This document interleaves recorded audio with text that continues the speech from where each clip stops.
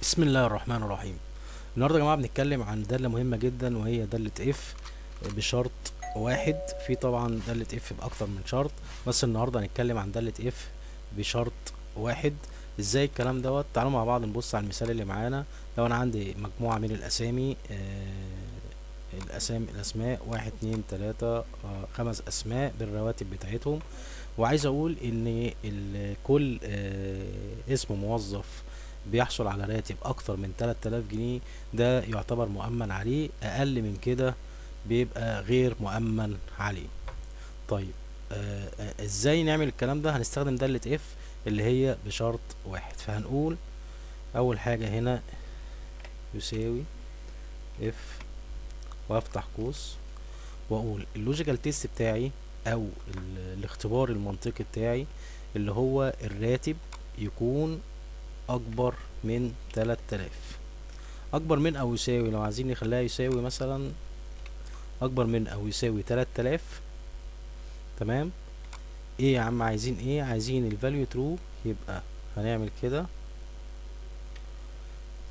وطالما هكتب، عايز اقول ان هو يبقى مؤمن عليه، فهكتب نص، فلازم احط النص بين علامتين كوتيشن، وهكتب هنا مؤمن عليه، واقفل الكوتيشن تاني، واعمل الفاصلة بتاعتي.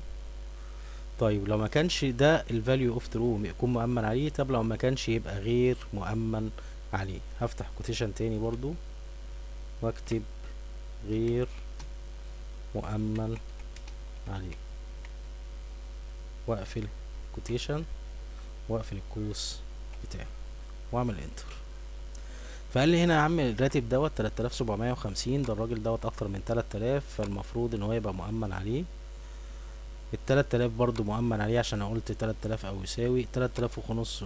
مؤمن عليه 5000 مؤمن عليه، لكن 2750 غير مؤمن عليه لانه اقل من 3000. لو جيت هنا كتبت مثلا دي 2.5، هيقول لي غير مؤمن عليه.